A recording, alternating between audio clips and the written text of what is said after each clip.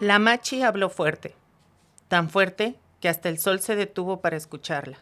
Comenzó hablando sobre el doloroso llanto de la mamá tierra, de cómo la cruz que el europeo clavara allá en el norte landó para siempre al mapa y ya no fue libre nunca más.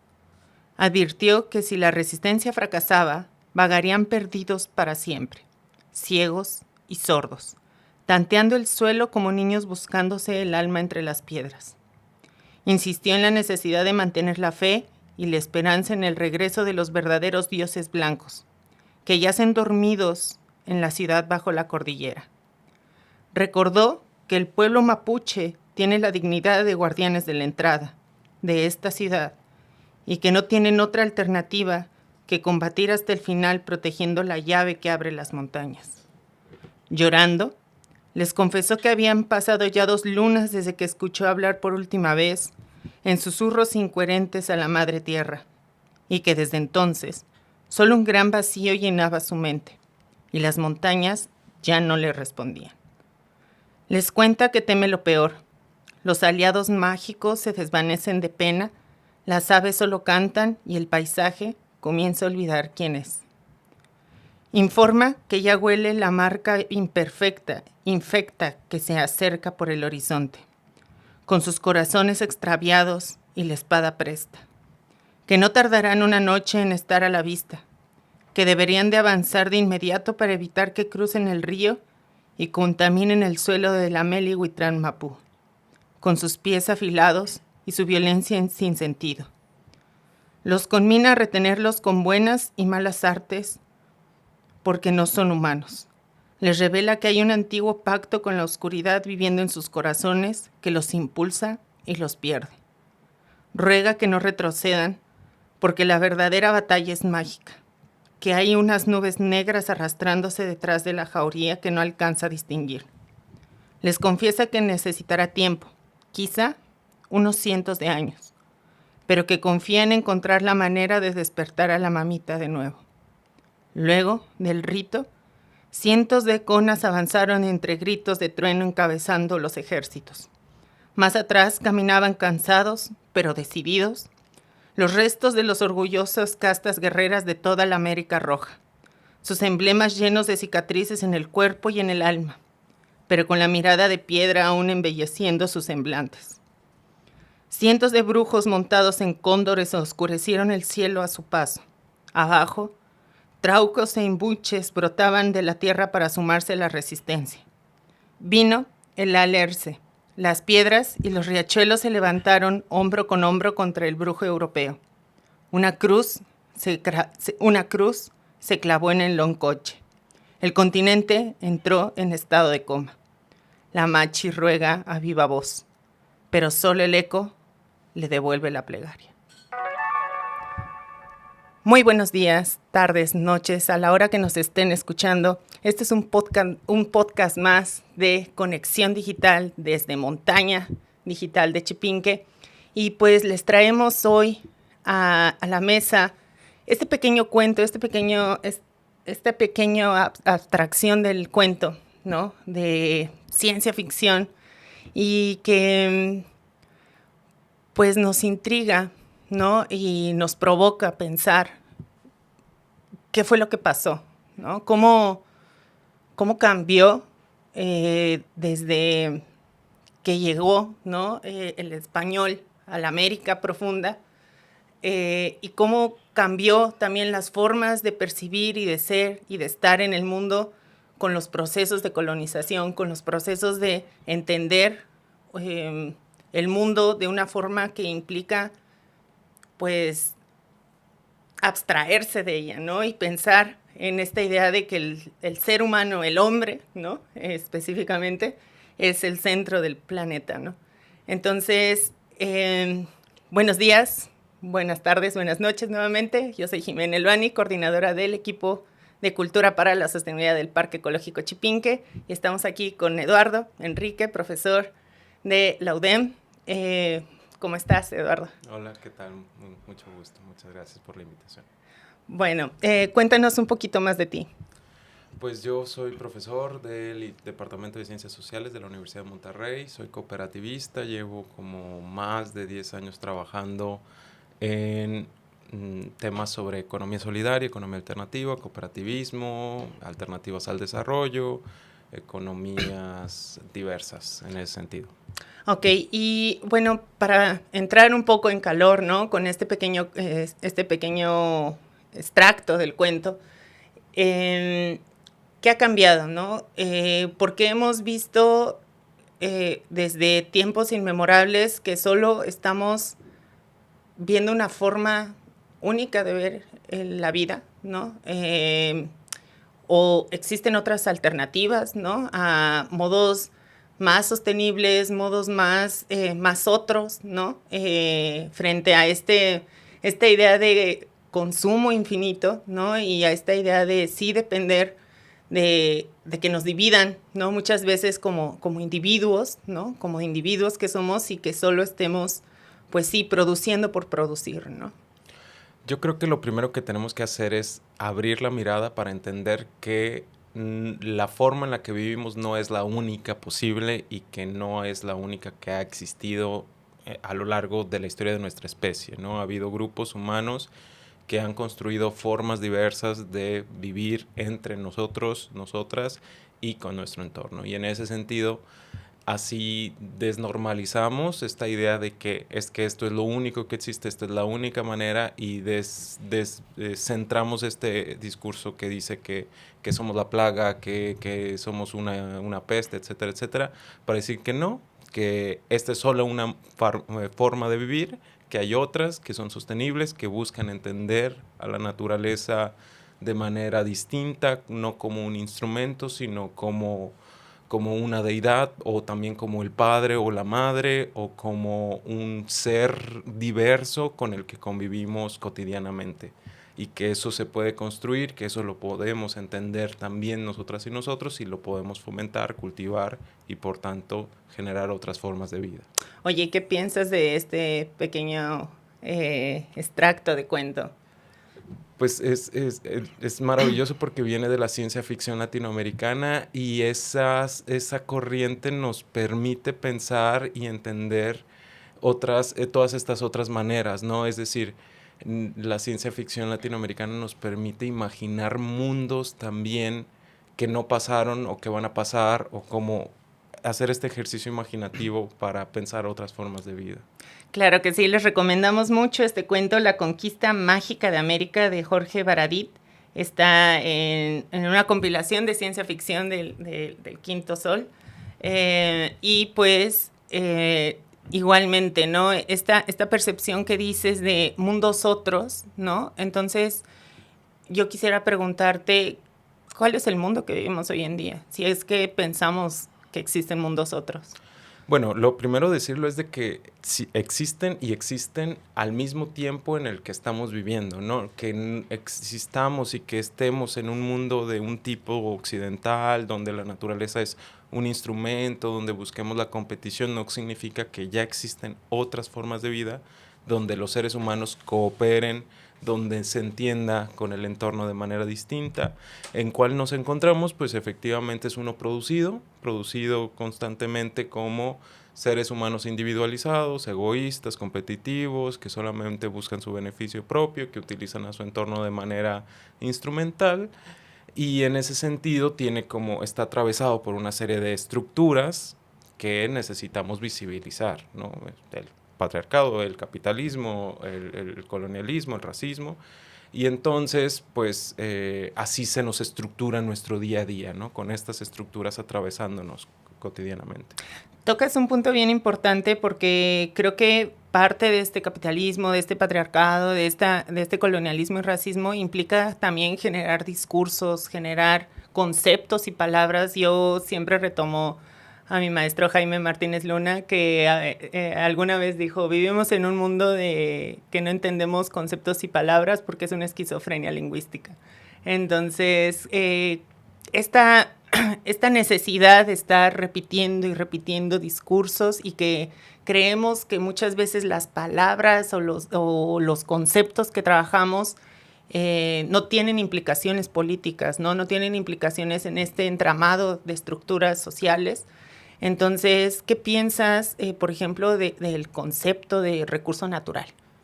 Bueno, sí, señalar que toda la razón, sí implican posiciones políticas, sí crean mundo, ¿no? Sí configuran las relaciones sociales, la manera en que lo nombramos.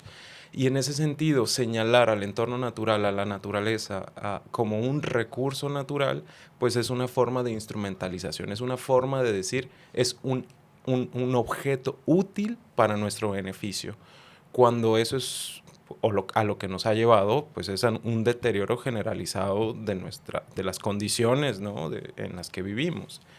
Por tanto, pues necesitamos romper con la lógica de recurso natural, sin duda alguna. Si queremos, claro, si queremos vivir de una manera sustentable y alternativa, eso tiene que quedar de lado totalmente. ¿Y qué propuestas hay, ¿no? En esta América profunda que se sigue entramando, ¿no? en nuestro día a día, ¿qué propuestas ves en el horizonte? Mira, la verdad es de que, como decía, como ya existen formas de vida alternativa, podemos aprender de ellas. Sin embargo, pues todas esas formas tienen unas lógicas históricas de larga data, o sea, son patrones, valores, lógicas que se vienen reproduciendo a lo largo de cientos de años. Entonces, aunque podemos aprender, por ejemplo, de los grupos en Oaxaca, en Chiapas, en Puebla, en Morelos, que tienen esta relación con la naturaleza, de una dualidad entre padre y madre, de una lógica de lo sagrado, ¿no? El maíz, el agua, la montaña. Pues más bien yo lo que diría es, entendemos que podemos construir nuestra relación con el entorno de manera distinta, hagámoslo desde nuestras propias condiciones, desde nuestras propias lógicas, pongámonos de acuerdo en vez de solamente asumir lo que otros están haciendo. Hay que aprender de que se puede vivir de una manera distinta, pero cómo nosotras y nosotros aquí en este entorno lo construimos de una manera sana, sustentable, donde el cuidado sea lo que prime, sea lo que sea central. Frente a este discurso y a este concepto de recursos naturales y esta necesidad de contextualizar los procesos sociohistóricos y culturales para generar sustentabilidad, veo, ¿no? en la literatura el concepto de lo común, ¿no? La producción de lo común, la idea de los bienes comunes, ¿no? Y si entendemos a lo común no solamente como algo, ¿no? Sino como una relación simbólica, como una relación histórica, porque al final de cuentas lo común es producir vida, reproducir vida, y pensar, ¿no? A los bienes comunes, ¿no? Como precisamente esto que se colectiviza, ¿no? ¿Tú qué piensas al respecto de esto? Para mí es una de los los grandes horizontes a los que tenemos que aspirar. Creo que tenemos que ir para allá si queremos sobrevivir como especie, ¿no? Es decir, el futuro de la humanidad, desde mi punto de vista, es entender, asumir, reproducir lo común. Porque luego, si nos vamos para allá, entonces reproducimos la idea de lo instrumental, lo individual, lo que yo puedo hacer y una serie de lógicas que son las que están destruyendo nuestro entorno, ¿no? El egoísmo centrado, la competencia como único valor, lo que ha generado es una serie de dislocaciones sociales de destrucción del planeta que nos ha llevado a un punto de colapso. Entonces, ¿cómo revertimos eso? A través de lo común. Y entonces hay que discutir, entender la profundidad de lo común y entonces con ello construir comunidad. Porque luego también se utiliza esa palabra, no, es que la comunidad, pero cuando en realidad no es una comunidad, sino está construyendo lo común. Para que sea comunidad hay que construir lo común. Entonces, ¿cómo lo hacemos? Esa es la gran pregunta. Ahorita que tocas esto, ¿qué distinciones puedes ver entre el hacer comunidad, el hacer común el producir lo común con esta idea de participación ciudadana, del ser ciudadano, y que también implica otros lenguajes, otros discursos, ¿no? También, y cómo también, ¿qué piensas de que se busca muchas veces entremezclar estos dos discursos?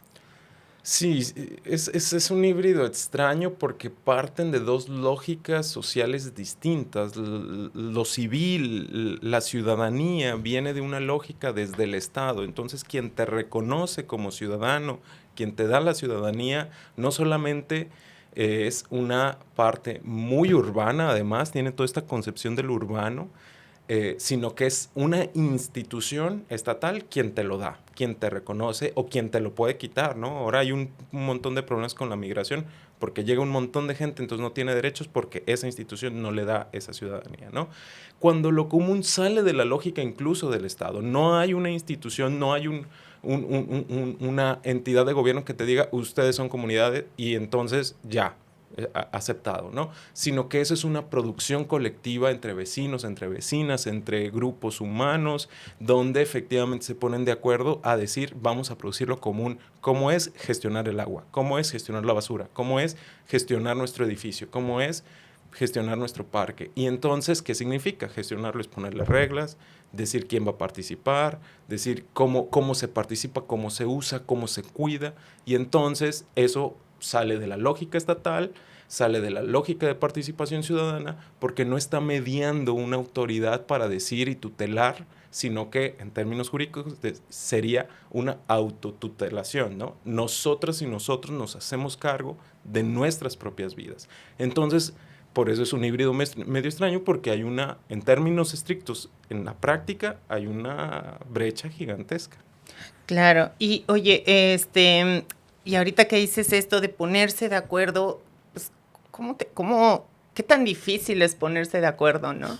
Dificilísimo, dificilísimo, porque nunca nos enseñan a ponernos de acuerdo, nos enseñan desde la primaria a competir, y entonces tienes que ser la más rápida, tienes que ser la más fuerte, tienes que ser la más inteligente, tienes que ganarle a todos, cuando en realidad lo que nos debieron y debemos de aprenderlo es cómo nos ponemos de acuerdo, cómo juntas y juntos resolvemos, cómo le hacemos en colectivo para poder ponernos a sacar el beneficio de todas y todos, ¿no? Muy pocas veces nos enseñan, siempre queda como relegado, buscando siempre la competencia. Entonces ahora de adultos y de adultas, pues ya no tenemos las herramientas para poderlo hacer. Entonces hay que poner en la mesa, hay una serie de metodologías, hay una serie de entendimientos, hay una serie de conocimientos que nos ayudan a ponernos de acuerdo y por tanto a construir lo común. Pero eso significa pues entender que no lo sabemos, partir de pues de eso, de la apertura, de la búsqueda de construir esos acuerdos y pues desde ahí también mostrarnos vulnerables, porque esa es otra cosa que es básica para construir lo común. Construir lo común significa que somos seres humanos totalmente vulnerables y que no podemos sobrevivir por nosotras y nosotros mismos, sino que sobrevivimos y somos sí, solo sí, con el otro. Entonces, pues ahí está como la clave, creo yo. Tocas palabras bien interesantes, ¿no? Ser vulnerables, cuidar, ¿no? Creo que son términos y palabras que hemos estado un poco entretejiendo desde la Reserva del Parque Ecológico Chipinque y que poco a poco, ¿no? Sabemos que es un camino bien largo, pero también dijiste algo de aprender, ¿no? Y que no sabemos, ¿no? Creo que algo bien importante es desaprender, ¿no? Lo que nos enseñan, desaprender los discursos, desaprender las formas y modelos de estar en el mundo, ¿no? Entonces, en este afán de desaprender, ¿cómo podemos desaprender para empezar a construir y producir lo común aquí en Nuevo León? Es muy difícil, pero creo que una de las grandes claves que yo pondría en la mesa es entender que con lo que hemos aprendido estamos en la borde del abismo, ¿no? Es entender que lo que hemos aprendido no nos está funcionando. Estamos en unos niveles gigantescos de violencia, estamos en el día cero en cuestión hídrica, o sea, con un estrés gigantesco donde hay una crisis de agua tremenda, estamos casi cerca del día cero atmosférico, estamos con una disparidad en términos de desigualdad de riqueza, donde hay mucha gente muy pobre, muy poca gente muy rica. Entonces, ese es el mundo que queremos, esa es la vida de adultas y de adultos, esa es la vida para los niños y niñas que queremos. Pues mucha gente no queremos eso, queremos una vida digna para todas y todos, queremos que todas y todos tengan las condiciones de poder ser felices, de poder ser plenas y plenos. Entonces, lo que nos han enseñado no nos está llevando para allá. Darnos cuenta de eso nos podrá hacernos cuestionar, esperaría yo, y cuestionar pues, qué hemos aprendido, qué estamos haciendo, y entonces decir, bueno, vamos a tomar otro camino, ¿no? Vamos a desaprender lo que nos han dicho. Claro, a mí me intriga esto de desaprender, porque ahora pensándolo, ¿no? Desde esta producción de lo común, me gusta retomar a Mina Lorena Navarro y a Raquel Gutiérrez Aguilar, en la necesidad de pensar, ¿no? Desde las ciudades, una producción de lo común fragmentada, ¿no? Que poco a poco, en momentos bien esporádicos, se produce lo común, ¿no? Por ejemplo, en las fiestas, por ejemplo, yo que soy de la Ciudad de México, ¿no? Lo percibo en las fiestas, en los sonideros, inclusive en echar las chelas en un partido de fútbol, ¿no? Que todos están, ¿no? Entonces, o en una posada, ¿no? Inclusive esta producción de lo común. ¿Cómo podemos leer esta producción de lo común en la sociedad regiomontana? La sociedad regiomontana tiene un trasfondo histórico muy peculiar, a diferencia de todo el país, ¿no? Porque aquí es en un temprano momento en la historia, se desarrolla toda esta gran industria, ¿no? Y no solamente viene con ello la industria, sino una serie de grandes movilizaciones sociales que después son altamente reprimidas. Entonces, todo lo que sonaba a colectivo, todo lo que sonaba a lo que no se ajustaba al estándar del trabajador modelo y del empresario modelo, fue reprimido, fue silenciado, fue ocultado, fue producido como no existente. Entonces se impone de manera muy fuerte toda la lógica del echado pa'lante, del regiomontano que todo lo puede, ¿no?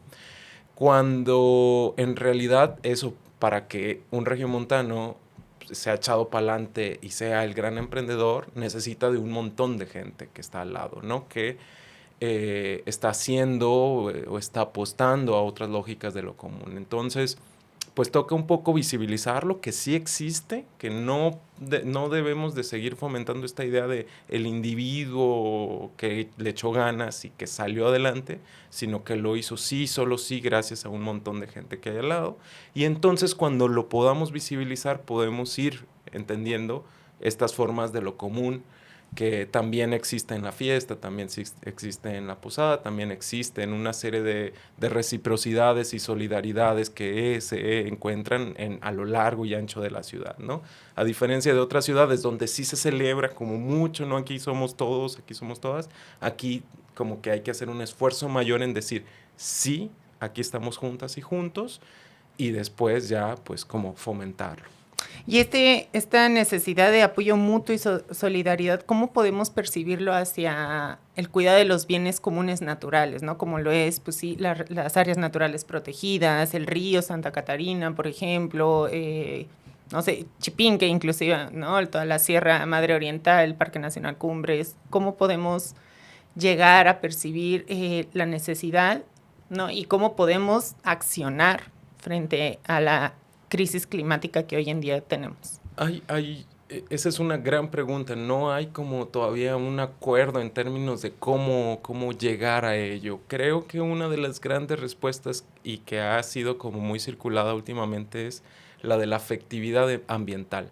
Es decir, nos hemos dado cuenta, hay gente que se ha dado cuenta que los grandes procesos de cuidado y de defensa del entorno, del territorio, parte de un afecto, ¿no? ¿Cómo le hacemos? Entonces nos lleva, ¿cómo le hacemos para tener afecto a algo? ¿Cómo sentimos afecto hacia una persona? ¿Cómo sentimos afecto en ese sentido hacia nuestro entorno, hacia nuestro río, hacia nuestras montañas? Pues tiene que ver primero con el conocimiento, tiene que ver con la generación de confianza, con entenderlo, con estar, con visitarlo. El río Santa Catarina tiene como una gran frontera, como unas grandes barreras que no nos permiten acceder a él, no nos permiten caminarlo. Y entonces están estos colectivos, como Un Río en el Río, que permite el entendimiento, el caminarlo, el verlo, el comprenderlo. Con Chipinque es mucho más sencillo porque mucha gente accede, ¿no? Entonces uno le gusta, uno quiere ese lugar porque le da mucho, le da las aves, le da el aire, le da la sombra, le da el ejercicio, le da un montón de cosas que son que terminan siendo afectos, ¿no? Hacia esas montañas y toda esa área. Entonces yo creo que la afectividad ambiental es un eje central en aras de cambiar nuestra relación con nuestro entorno. Ya no verlo como instrumento, sino como un ser, como seres con muchas especies a las que les queremos también, que también gustamos, que también quieren cuidarnos y que asimismo también nos arropan y nos cuidan. Y me gustó mucho esto que dijiste de afectividad social, ambiental. ¿Cómo podemos pasar ahora, te reto, ¿no? A que vayamos tejiendo esta palabra. ¿Cómo podemos pasar de esta afectividad social al cuidado y a la conservación de los bienes comunes?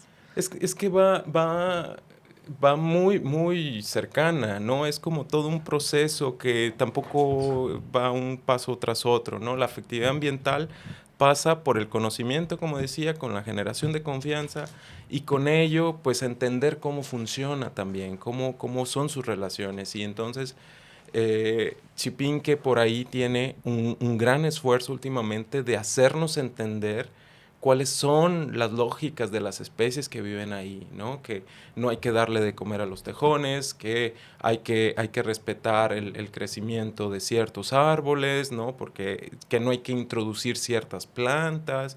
Y entonces, con esta información, junto con este contacto continuo, pues ahí vamos como generando esta cercanía y entonces de ahí se llama la acción, ¿no? Hay que cuidarlo, hay que está en peligro, hay que generarlo.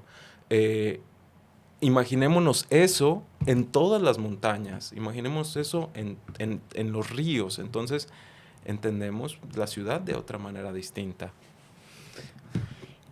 Para ir, ¿no? Un poco cerrando, y bueno, también agradecer al equipo de conservación de información y acción, que son los que se avientan toda esa chamba, ¿no? También de estar sacando precisamente toda la data de especies, de necesidades de las especies inclusive, y de censos también de flora y fauna. También para ir cerrando, quisiera preguntarte qué experiencias tú has vivido o te han invitado a vivir, ¿no? Inclusive de producción de lo común aquí en la zona metropolitana. Bueno, antes de eso quisiera decir un datito que es bien importante como el dato cuantitativo de las y los compañeros de ahí, pero para la afectividad ambiental también lo central es lo cualitativo, es la experiencia, ¿no? Es el recuerdo, es la emotividad de la relación con el entorno, ¿no? Por ejemplo, en ciertos lugares entender la relación con un atardecer, entender la relación con una relación con el agua, ¿no? Un deseo de poder evocar una y otra vez esa experiencia genera también esta necesidad de cuidarlo, no solamente para que yo lo pueda tener, sino para que las generaciones futuras también puedan percibir, recibir ese tipo de experiencias, ¿no? Entonces, un poco la afectividad ambiental en términos incluso teóricos, significa eso, es una cosa de un deseo humano también para que otras generaciones puedan pues transitarlo, ¿no? Recibirlo y también tenerlo. Entonces, sobre tu pregunta en términos de la producción de lo común, yo creo que hay muchos esfuerzos. Yo he estado entendiendo sobre todo en términos económicos, cómo generamos espacios de lo común para generar espacios de economía alternativa, economía digna, espacios de trabajo justos, y esos hay muchos esfuerzos en varias partes, pero hay colectivos también que están buscando construir día a día otras lógicas de relacionamiento, no solamente con el agua, sino también pues con otras especies, con hongos, con aves. Y entonces es cotidiano y es constante porque pues el punto en el que estamos ya nos está obligando casi casi a llevar a eso, ¿no? Claro, y ahora que lo mencionas, ¿no? Entonces se ve una necesidad de compartir la palabra, de compartir la experiencia para poder generar esta afectividad y poder, ¿no? Transmitir nuevas lógicas, nuevos mundos, ¿no? Y en este sentido, ¿qué le dejas, ¿no? A la gente de a pie, a la gente que pues está en la parada de los camiones, que está también en las fábricas inclusive, ¿no? ¿Cómo podemos, ¿no? Pensarlo desde el día al día, ¿no? Esta producción de lo común. Pues es difícil porque la dinámica cotidiana no nos permite como estar teniendo tiempo libre siquiera para poder ver los árboles, para poder ir al río, ¿no? Pero sí es necesario como hacer un esfuerzo en al menos nuestros espacios libres de ir a los fines de semana al río, subir la montaña, caminar en los entornos naturales que tenemos, porque esa es la única manera en que podamos generar esa conexión y esa afectividad. Porque además, casi casi con todos los dispositivos, con el internet, con toda la serie de programaciones, ya nos encierran, nos ensimisman, nos dejan en espacios aislados de nuestro entorno. Entonces eso es una dinámica sumamente viciosa que hace que otros se apropien del entorno para su propio beneficio, cuando el entorno es para todos, ¿no? Y los beneficios son para todos y todos debemos de tener ese gozo, ese uso, esa relación, ¿no? Entonces, pues buscar romper, ¿no? Como cerrar de vez en cuando las redes sociales y salir al parque y cuidar al parque. ¿Qué le dirías a la gente? Últimas palabras para poder conservar, cuidar los bienes comunes. Estamos en una fase muy crítica, estamos en un momento en el que tenemos que se están tomando grandes decisiones y que todas las voces deben de contar, que no dejen de utilizar su voz para poder cuidar lo que tenemos, para poder fomentar una relación sana, no solamente entre nosotros, sino con nuestro entorno, y que para ello pues necesitamos y nos necesitamos juntas y juntos en esto. Muchas gracias, Enrique. Es bien importante lo que acabas de decir, porque para nosotros, desde la Reserva del Parque Ecológico Chipinque, cuidar los bienes comunes implica también reconocer lo que existe, ¿no? Conocer lo que existe y poderlo compartir, ¿no? Y en esa necesidad también nos vemos, ¿no? De transmitir la palabra, de compartir la palabra más allá de los textos científicos, más allá también de grandes momentos académicos. Y pues quiero cerrar, ¿no? con este programa con una última provocación. Más bien, ¿cómo podemos habitar nuevas ciudades desde esta economía solidaria que tú hablas? ¿Y cómo nos vamos después de esto? Pues más bien necesitamos producir esa nueva ciudad, ¿no? Desde esta otra lógica. La ciudad actual está producida, es un reflejo de un tipo de economía, que es una economía que busca el consumismo, que busca la producción, que busca la riqueza inmediata, y que eso genera un montón de problemas como contaminación, como toda esta gran infraestructura llena de calles y esta destrucción de los árboles y todas estas ciudades dormitorio. Entonces necesitamos otra economía para construir otra ciudad que va junto, ¿no? ¿Cómo es esta otra economía? Está basada en valores como la equidad, la justicia, la dignidad de las personas, los espacios del buen vivir, eh, esta lógica de buscar producir cosas necesarias para cubrir las necesidades de las personas, de distribuirlo de forma justa. Por tanto, la lógica del espacio, la lógica de la ciudad se representa en ello. Si necesitamos no grandes avenidas, sino espacios de vivienda digna, necesitamos espacios de trabajo cercano a nuestros lugares de convivencia y claramente pues una serie de elementos como agua, aire, áreas verdes que nos hagan la vida efectivamente digna a todas y todos. Muchas gracias y pues gracias también por aceptar la invitación. Esto fue todo, Parque Ecológico Chipinque a través de Conexión Digital y Montaña Digital. Yo soy Jimena y nos vemos para la próxima. Gracias. Montaña Digital. Chipinque, la montaña te llama.